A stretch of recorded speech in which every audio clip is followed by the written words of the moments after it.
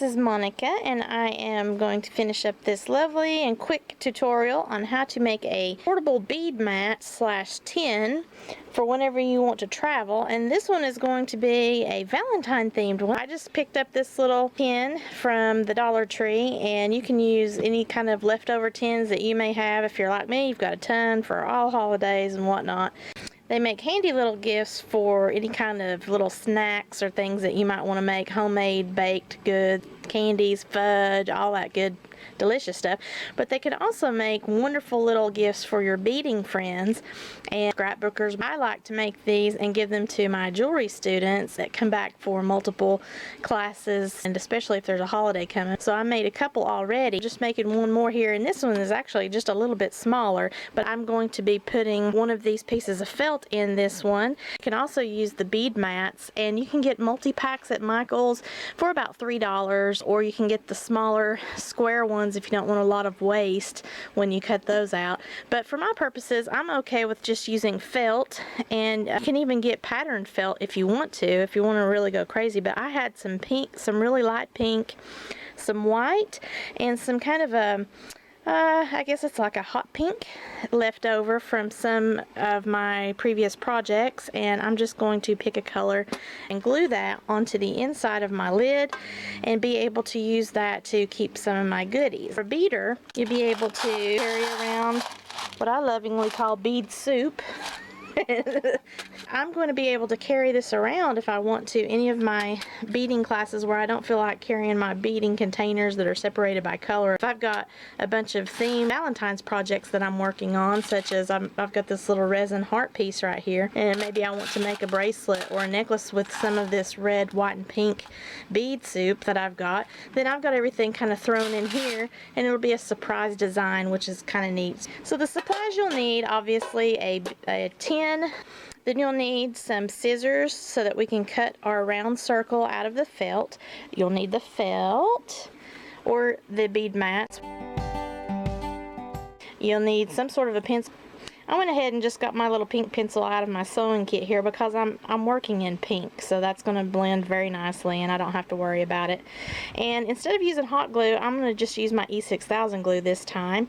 And then you'll note when you're done, you're going to have a lot of felt left over, and you can cut out some lovely little heart shapes. So I've chosen the bright pink as opposed to the white or the light pink here, and I'm going to go ahead and take my lid from my tin, and I'm going to put it with the design facing down. That way I can take my pencil and trace all the way around the lid here to be able to get my design. This is just really going to give me a guide in order to make my cut.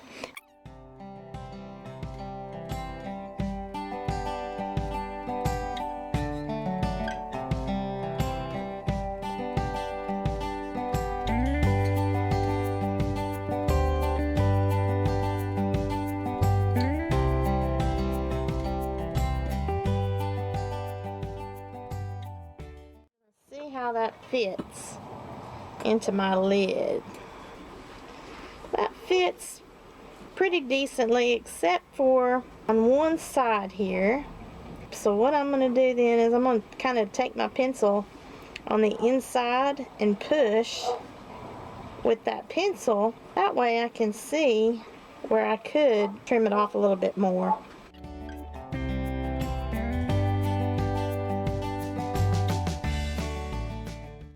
Going to take my E6000 glue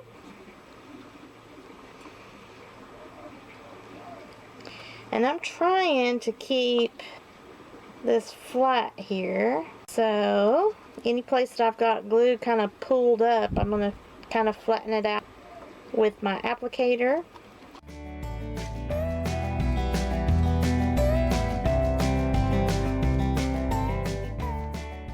Sure that you don't have any of the felt coming up to obscure your ability to close your lid. And then also another thing, you don't want to have a border that's left over here on the side, because then if you are using some really tiny seed beads, then those tiny beads will come down around to the sides of your felt, and then you'll have like a little valley all around your lid, which will, you know, kind of be a pain. Then you'll have to use your fingernails and dig the beads out. This turned out really cute, and now I've got a lovely tin. Woohoo! Hear that? Woohoo! Bead soup in a lovely Valentine's themed tin with a beautiful bright pink lid. And then that way, when I put beads and goodies, see? You've got a way to have your beads on this here, and it's portable. Say you go to a beading class, or say you have a little get-together with some friends, and you don't want your beads rolling all around their table, and maybe you forgot to bring a bead mat, or you don't want to fool with bringing a bead mat, or you don't want to fool with bringing a bead board. You can use your scissors to cut shapes out of your scraps. And what I did is I made little hearts. Woo-hoo-hoo-hoo. Can use that for either sewing projects or whatever I might want to do. I can use those as embellishments for my jewelry boxes or cards that I might make. Just possibilities are endless. Now, who doesn't love hearts?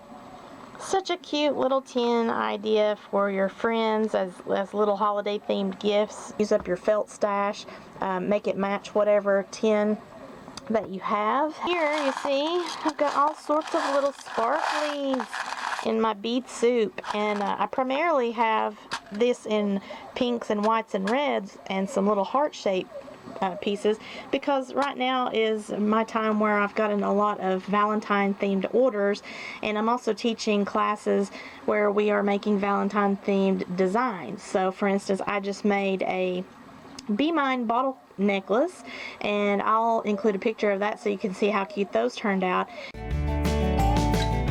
And some of the beads and everything, the leftover crystals, are in this container here, so I'm able to then just have a bead soup of the colors that I'm using for the holidays. Once I'm done with this holiday, I can then actually put these beads where they go in my other containers that are filed by colors, or I can continue to just use this as bead soup, because this one in particular is a themed heart tin that I know I will always have my heart themed beads all ready to go in this tin here. So if somebody gives me a call and they say, "Hey Monica, why don't you bring your sparkles and teach me how to make a heart-shaped bracelet?" Then instead of me bringing my entire closet of bead containers, I can bring whatever I've got here in my bead soup and still be able to work on a table without my beads flying around everywhere, because the lip of the tin will also catch any beads that want to roll. And some lovely little goodies here that I just kind of threw on my tin, and you can see it's not going to go around the edges because the felt goes right up against the edge. I'll be all set to travel and have sparkle-rific time with my friends.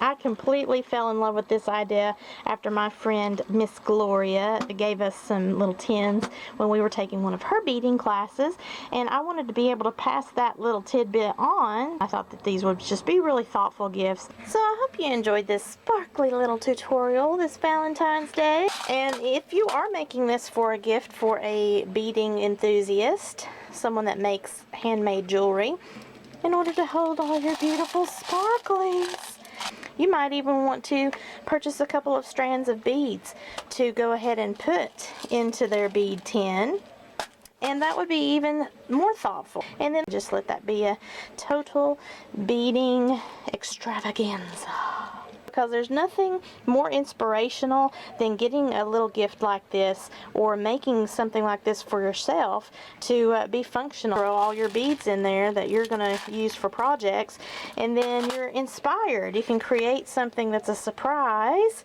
and you're not even really planning on this particular Valentine themed bracelet or necklace or pair of earrings or whatnot, until you thought, I'm going to look into my little Valentine bead soup tin and see what I got going on in there. And then voila, the next thing you know, you've made some sort of a pendant or a pair of earrings or even a bracelet or a necklace.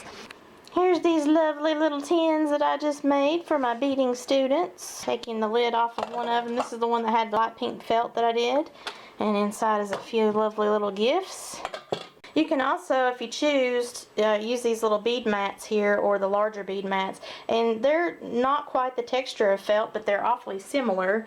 The difference is the felt has these little hairs. If you're working with those really fine needles, if you're a bead weaver, it might snag the hairs off of your felt, whereas it won't tend to do that on these beading mats because they're more of a, velour. So if you want to make these as gifts or whatnot, please take a picture of whatever you make and hashtag Sparkle by Monica so I can see the play pretties that you've got in there for your friends. Enjoy this little tip and please pass this along to all of your beading enthusiasts. This is a touch of Sparkle by Monica wishing you a happy Valentine's Day.